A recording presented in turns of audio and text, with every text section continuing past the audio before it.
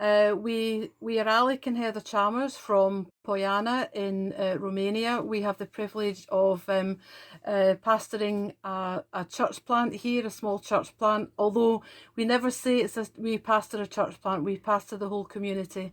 And we've been asked to share a little bit about what we do. Like yourselves, we are going through some very harsh restrictions, but if it means that the cases are going to be falling, it's well worth it. The town, which is only 5 kilometres away from here, is in total quarantine. I nearly said quarantine, which is Romanian. But nobody's allowed to leave the town or go in. They have to just shop in the shops in the place. It means if we want to leave here, we have to have a piece of paper to say where we're going, why we're going, and there are police absolutely everywhere. We want to go into the village or into Constanza for shopping, which we have to do now and again. We are stopped by the police about 3 times, asked all these questions again, but it is worth it if it brings the cases down. So we just want to share a wee bit about what we're doing, because like yourselves, we have to do everything completely different. So we just want to share a bit about the work. Church has changed for everyone. Up till recently, we were able to have church outside because the weather was good enough. Things have now changed weather-wise, and so we're having to look at having church inside. And like yourselves, we've had to do a deep clean. We have signs everywhere about masks, washing your hands. We have dispensers on the walls for people to use hygiene products and what have you. And it's just, things are totally different now in this world. The thing is, we have no option of doing any church services online. It's not a facility that everyone here has in the village, because we work with a lot of poor people. So therefore, we have to adapt to their needs, and that is what we're having to do. Same as yourselves, things change daily. Recently we had a harvest festival, and although we're a small church, everyone in the church brought something to the harvest festival, and we put it on the table. And then as a church, we managed to feed 3 separate families within this village, all non-church members.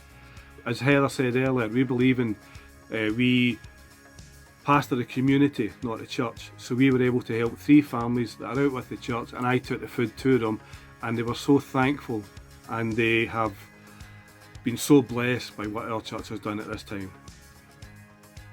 The children's work is a big part of our work here in Poiana, and it's still going on. Okay, we can't have the children here, but it's still carrying on.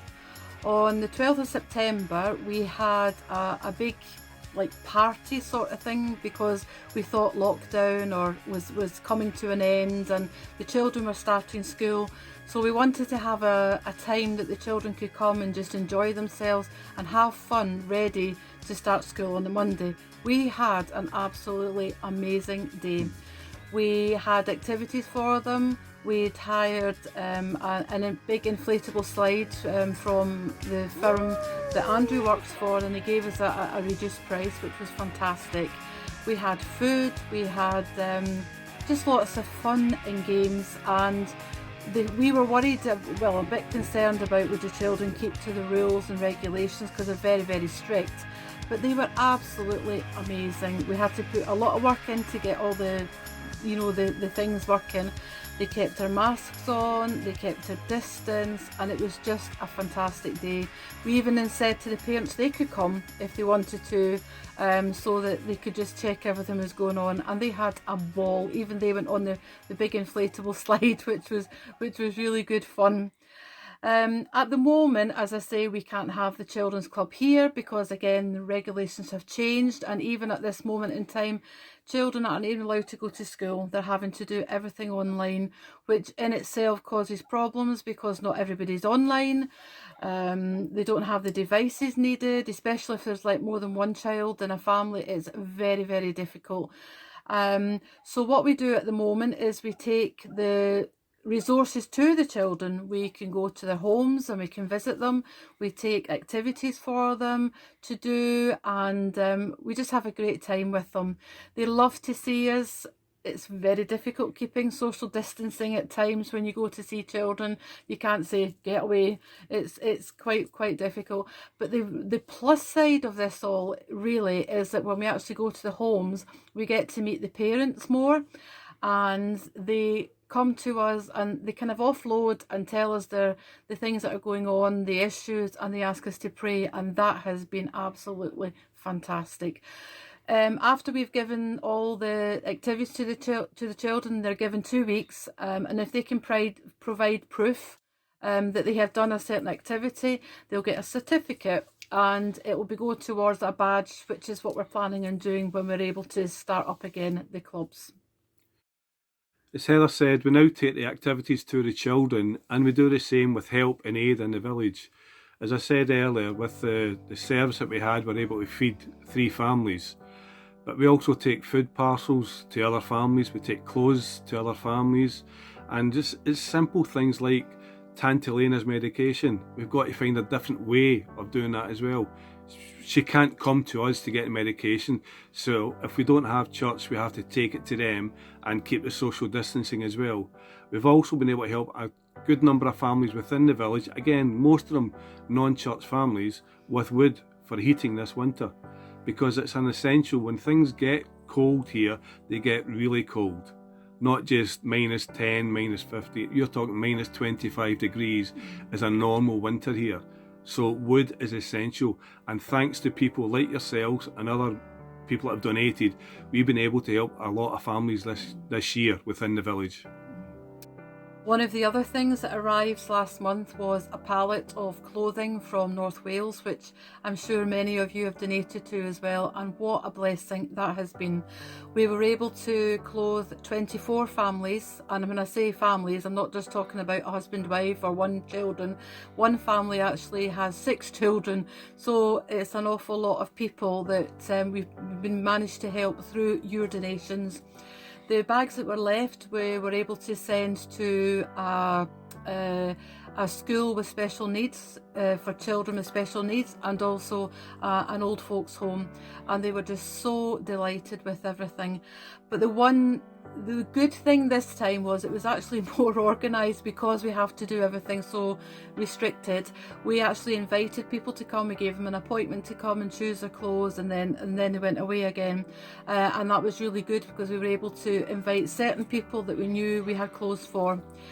The one amazing answer to prayer is a family came with their daughter who we'd invited to come, and they actually had been Christians for many years, but they had actually slipped back a little bit, well, quite a bit, for the last few years. And the lady had actually been praying to come and speak to us, and particularly myself, because she felt a connection with me. And I've been praying for this family for a long time, and in fact the husband had had a stroke about 2 months ago, and the daughter had asked us to pray, so we did. Anyway, they came, and through that day and through their desire and prayer and everything, 3 families came back to the Lord. I mean, amazing. Sorry. That's why we're here. It's tough everywhere, not just here. But when you get little signposts like that God's moving, and you just see things moving on, it just makes it all worthwhile. And we thank you so much for your prayer and for your support. So our next thing is Christmas. I don't know how many plans were made for Christmas, and we've had to change because it depends on the situation. So we've got lots of plans in place, and we will take whatever plan comes up. But the good news is that we're not actually getting shoe boxes this year. Not that's good news, but we're getting selection boxes and pencil cases all wrapped, and they're going to be sending us toys separately and clothes separately. And there was a problem about getting them here, but then we heard yesterday that they should be going out today, which is Thursday. This is when this is being filmed. So hopefully by Christmas they're going to be here, and it is going to be an amazing time. It just means we'll probably have to go out to the children dress the car up, Christmas carols, all sorts of things. But whatever it's going to be, it is going to be fun, and they're going to have an absolutely brilliant time. As Heather said, Christmas is very different, but for every year we've lived here, Father Christmas has actually walked through this village. This year he may drive through, and no one knows who Father Christmas is. You do. Because he doesn't speak, because of a strange accent.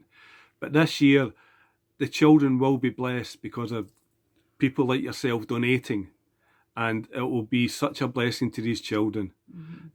Just recently, just to give you an update on some of the conditions we have here, we had a freak storm, I would say. It felt like a tornado.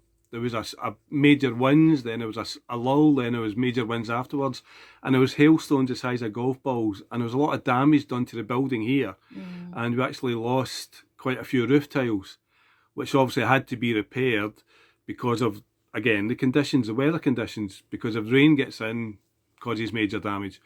So these have had to be done, and these are things that just happen, freak conditions. The same as everywhere else, we have to deal with situations as they arise. So the roof's been repaired. Everything is now waterproof. Outside, inside, slightly different issues. But everything seems to be okay at the moment. We're planning on moving forward with the children, and we have several plans in place that we want to do different things because, as Heather said and I've said as well, the situation is different. So we have to change. We've got to change our plans to suit the situations that we face at this time. The great thing is that God is in control. He knew this was going to be happening, from the beginning of time. And yes, it's been 2020 has been such a difficult year for many people, but God knows, and God is there with us, and He is our strength and He is our refuge. We cannot thank you enough for all your prayers, for all your support. Couldn't do it without you. It's been amazing. The phone calls, the video calls, technology is wonderful. They didn't even have this technology when we first came out here 15 years ago. So it's been so good to keep in touch. We just want to thank you for listening. We want to thank you for your continued support. And if you've got any questions at any time about what we do, please just get in touch. And thank you. God bless you all. God bless.